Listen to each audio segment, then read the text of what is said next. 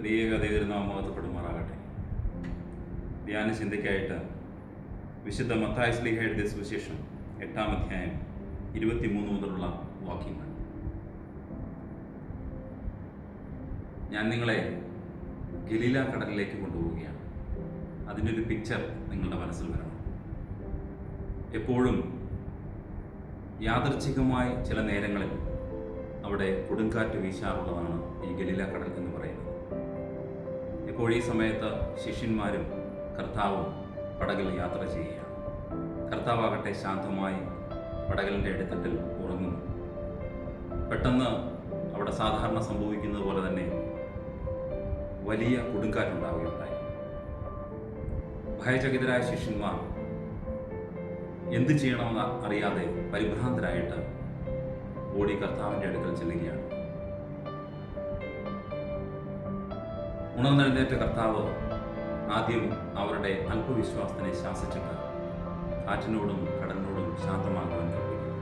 അത് കണ്ട ശിഷ്യന്മാർ അത്ഭുതപ്പെട്ടു പോകും.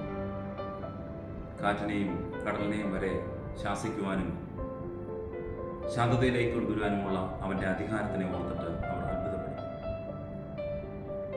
ഇവിടെ പ്രപഞ്ചത്തിൻ്റെ സൃഷ്ടാവും പരിപാലകനുമായവൻ പറയുന്നത് സകല പ്രപഞ്ചവും അനുസരിക്കുന്ന നമുക്ക് കാണുവാൻ വേണ്ടി കഴിയും.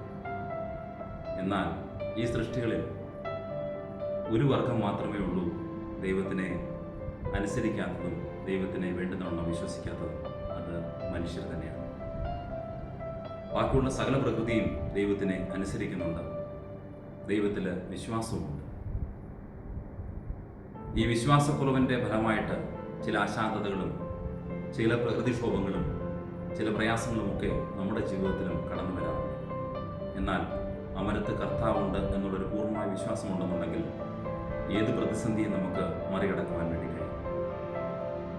ഇതിൽ നമുക്ക് പഠിക്കുവാനുള്ളത്, ദൈവം തമ്പുരാൻ നമുക്കൊരു ഫ്രീ വില്ല് തന്നിട്ടുണ്ട്. സ്വതന്ത്രമായി ചിന്തിക്കുവാനും തീരുമാനമെടുക്കുവാനും നമുക്കൊരു കഴിവുണ്ട്. വേണമെങ്കിൽ നമുക്ക് ദൈവത്തെ വിശ്വസിക്കാം, വേണമെങ്കിൽ ദൈവത്തെ വിശ്വസിക്കാതെ ഇരിക്കാം. വേണമെങ്കിൽ ദൈവത്തെ അനുസരിക്കാം, വേണമെങ്കിൽ ദൈവത്തെ അനുസരിക്കാതെയും ഇരിക്കാം.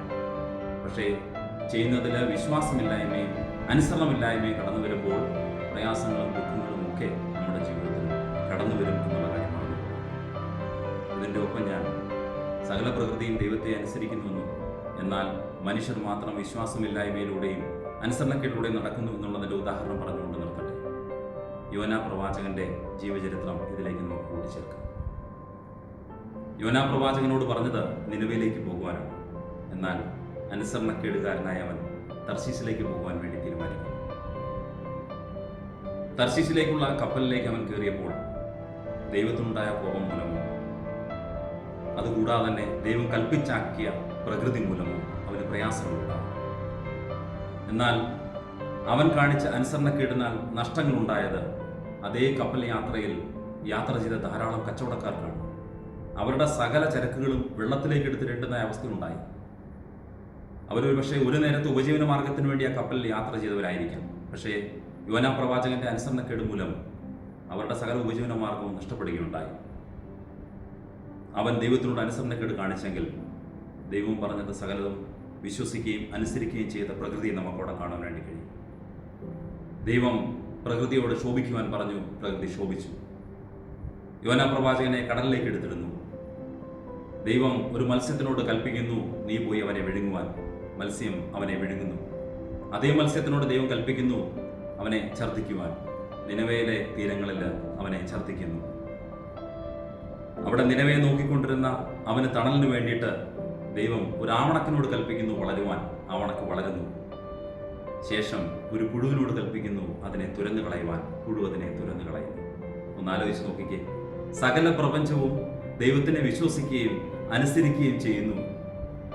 എന്നാലോ മനുഷ്യൻ മാത്രം ദൈവത്തിനെ വിശ്വസിക്കുന്നുമില്ല, അനുസരിക്കുന്നുമില്ല. നമ്മുടെ ഫ്രീ വിൽ നമ്മൾ യൂസ് ചെയ്യുന്നത് എങ്ങനെയാണ്?